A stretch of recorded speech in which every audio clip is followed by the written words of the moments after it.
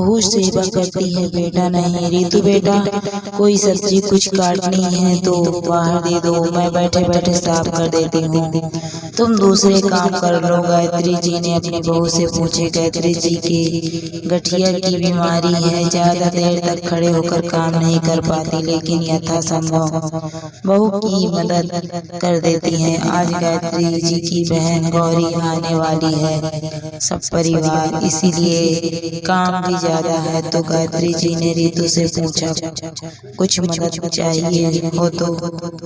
Mummy जी बस थोड़ा सा धनिया साफ करना था, आप कर दे तो मैं कमरे की बेडशीट पर्दे बदल दूं, बाकी सब काम हो ही गया है। रितु ने जवाब दिया, हाँ ला दे कर देती हूँ, अभी साफ, वैसे भी बैठे बैठे उगता जाती हूँ पूरे दिन। रितु ने धनिया धोकर गायत्री जी को साफ करने को दे दिया।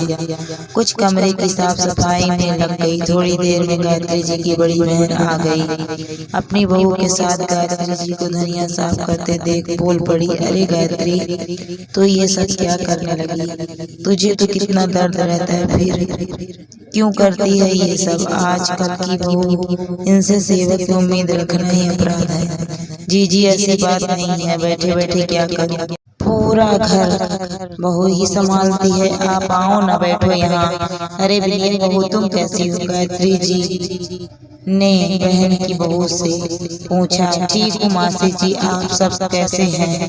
बिंदिया ने उत्तर दिया। क्या बिंदिया पहले से और कमजोर हो गई हो तुम तो? चेहरे की चमक चली गई है? गायत्री जी ने पूछा।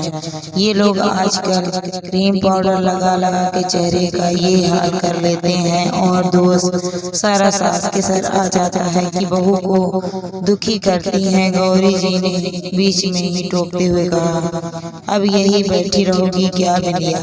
जाइए धनिया यहाँ से ले जा और देख रसोई में कोई काम है तो कर ले। गौरी जी ने अपनी बहू को डांट लगाते हुए कहा, मासी जी कोई काम नहीं है, आप सब शरबत पीजिए। रितु ने मासी जी और बिनिया को शरबत दिया।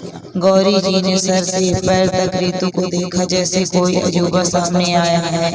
क्या गायत्री अभी से बहू सलवार कमीज पहनने लगी? सवा महीना भी नहीं हुआ शादी को, मेरी बहू को 2 साल हो गए, मजाल है सिर से पल्लू हटा हो। गौरी जी ने इतराते हुए कहा, जी मुझे तो ये साड़ी सलवार कमीज का फर्क समझ नहीं आता, अब जिस में सुविधा हो वो पहन लो, मुझे तो कोई आपत्ति नहीं, आप भी अब थोड़ा बदल जाओ। गायत्री जी ने अपनी बहन को समझाया। खाने की तैयारी हो गई क्या रितु? गायत्री जी ने पूछा। हाँ मम्मी जी, बस गर्म कर देती हूँ खाना, रितु ने उत्तर दिया। क्या बनवाया है गायत्री हमारे लिए आज? गौरी जी ने प्रश्न किया।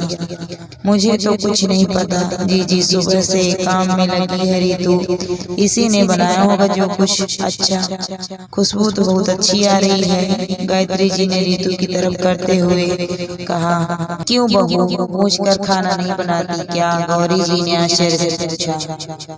पूछना क्या, जब बनाना ही है उसे तो उसका घर है, जो सुविधा लगे बना ले। गायत्री जी ने कहा, चलो बिंदिया हम खाना लगा देते हैं। रितु और बिंदिया रसोई में चले गए। गायत्री तूने बहू को बहुत छूट दे रखी है, थोड़ा लगाम कस के रखा कर, बुढ़ापे में सेवा नहीं करानी क्या?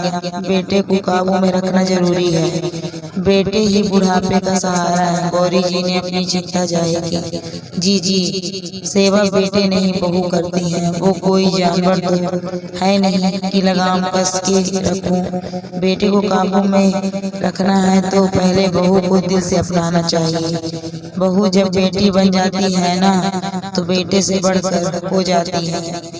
मैं जो बात अपने बेटे से नहीं कर पाती वो बात अपने बहू से कर पाती हूँ।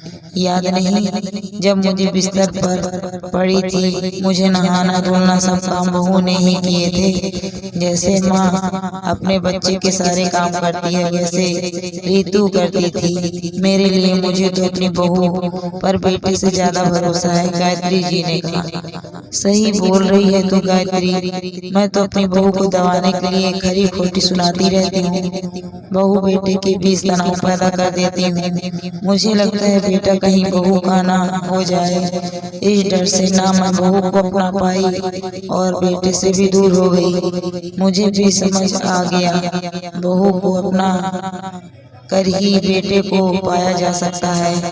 गौरी जी ने कहा, हाँ जी, आप भी प्यार से समझाया करो बिंदिया को, बिना मतलब डांट लगाते रहते हो।